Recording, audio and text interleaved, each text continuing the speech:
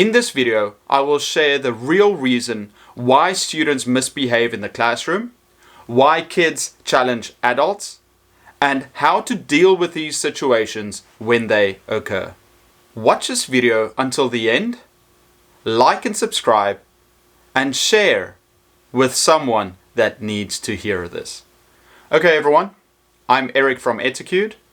Let's discuss information that can change your life. Why kids misbehave in the classroom.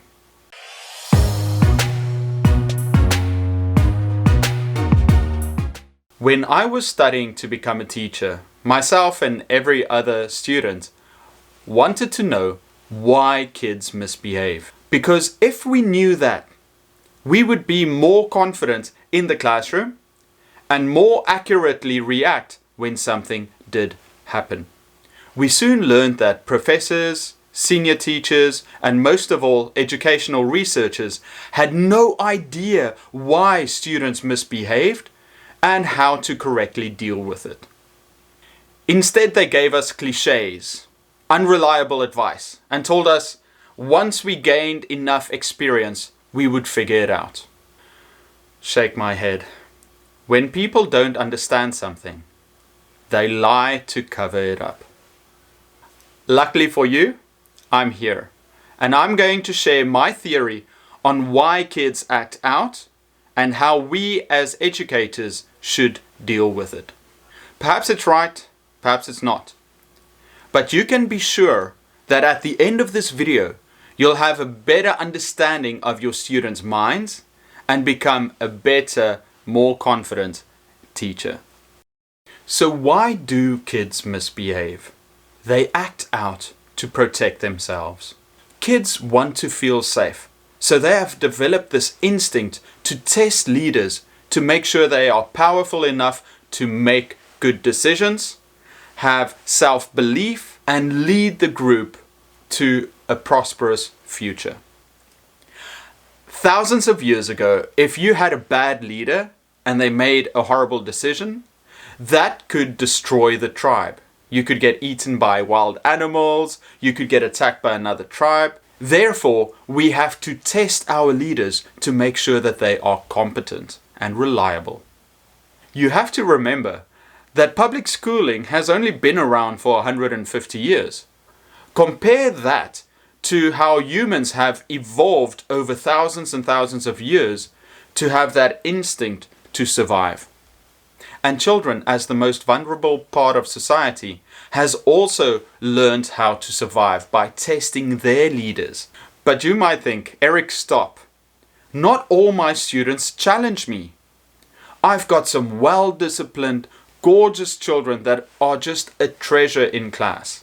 Yeah, the whole nurture versus nature argument. Someone that comes from a good homes needs have already been met, and they've already learned that their leaders, their parents, take good care of them and they've been disciplined to listen to authority figures. Whereas if someone is from a bad neighborhood, their leaders have failed them and it's more difficult to earn their trust because they come from a difficult place. That's why a lot of your most difficult students will come from bad neighborhoods. They have lost faith in their leaders, and it's going to be extra difficult for you to regain their trust. But these are extremes, and there are many variables in children's behavior. This is only a basic explanation on why students challenge authority. So you might be thinking, why do some teachers struggle with this? Why aren't we more prepared? Especially when we first enter the occupation. Most teachers aren't ready for this. We've been conditioned our whole lives to be followers, and unless you're a natural leader, which most of us aren't, we have a tough time dealing with attacks on social hierarchy. When school first starts, learners are nice, but over the course of the next few weeks and months, they will continually test their teacher. If your leadership fails, the attacks will escalate until it becomes very difficult for the teacher. You'll definitely start feeling that atmosphere in the classroom. They'll start asking unnecessary questions. They'll rebel against the rules you've created. You'll get a lot more backchat. These acts of defiance are to check the reaction of the teacher. And every time the teacher fails, they'll fall lower in the pecking order and the student will take a more dominant role. Okay, Eric, I understand that students challenge teachers. So how do I deal with these tests? Most advice columns and teaching blogs suggest building close relationships with your students. Earn their trust, make them like you, and let them understand that you are in this together. How sweet. Yes and no. You cannot like someone you don't respect. Building a personal relationship with students is a fundamental part of being a good teacher, but it has to come from the right place. You as the leader making good decisions for your class. They have to invest in you and trust you to lead them into a prosperous future. The problem is that it's a very nuanced point to say, create a good relationship with your students. Because most teachers believe, oh, I will do nice things for them. I will be kind. I will give them candy. I will give them attention. My classroom will be filled with love. And if you offer that to them without leadership, that will only last a short time. Because your value isn't that of a strong, powerful leader showing them the way. It is that of a follower doing nice things for them. You cannot be a great leader without gaining the respect of your students first and then showing them love second. I can see some of you starting to get that aha moment. Let me give you a good example to cement this idea. Let's take this another route. Imagine you go to a girl and you ask her, what is your idea of the ideal man? She might say something along the lines of, I want someone that takes care of me, that's sweet and kind, and that listens to me. In the minds of most guys, they will think, oh, that's all I need to do. I need to tell this girl she's beautiful. I have to buy her flowers. I have to take care of her every need. And then she will give me love. The same way that teachers think, oh, if I'm just kind to my students, they will reward me with their love. But you know where this is already going. If a guy does this for a girl, will she love him? In most cases, no. If this guy comes without any value and he just gives love and attention to someone who doesn't respect him or doesn't know that he brings more to the table, she won't love him.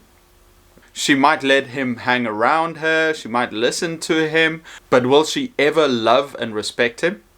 No. In fact, she'll be apathetic to him or actually despise him. And it's the same for kids. If you don't bring value and then care, they will only see you as a follower and not a leader in the classroom. Okay, so you understand the behaviorist concept. Children will challenge you to make sure you are a good leader. And they will continue to do that as long as you are in education. You've got to expect it. Now here's the magic pill. When you get tested by a student, don't take it personally. Don't think, oh, the student is attacking me. They're trying to push me down. You have to see that as an opportunity. Every single time a student rebels or gives you a bad answer or disrespects you, you've got to be happy. You've got to say, listen, finally, another chance to show the class that I am the one in control. Be happy every time a student does something bad because that's an opportunity to make yourself even stronger in the eyes of your students. Make that shift. Every time something bad happens, be happy, face it strong. Don't be angry, but be firm in your rules. They will see that this is a teacher with boundaries. And every time they attack these boundaries, you just build up and become stronger. Get that into your head. Don't be weak. Don't be sad. Be happy and fair. Guys, this is the one thing I wish I was taught as a teacher. I wish people told me, Eric, kids are gonna test you. But instead of getting angry, embrace it and become a better teacher. You will feel yourself become more powerful every time you do this. Remember, don't attach personal feelings to this. They are not attacking you. They are just testing you to make sure you are a good leader. Now, this is a generalization. There are many aspects of behavior that we have to take into account. But if you take this mindset, you will improve as a teacher 2, 3, 4-fold easily. Guys, you are teachers, and I wish there were more people out there that could share their ideas with us. I just want you to know that you are not alone. There are millions of teachers out there going through the same things as you. And if you share your ideas and you share your feelings, you'll gain that experience and become a better leader for your students. You need to inspire confidence, not only in your students, but also in yourself, and by doing that, to your colleagues. Lead your students like the general you are. There will be obstacles along the way, but embrace the challenge, and your students will look up to you and learn from you. Everyone, I hope this video helped you. I wish someone shared this with me when I was younger. Stay tuned, because my next video will be about why students bully. Have a good day, and I'll see you next time.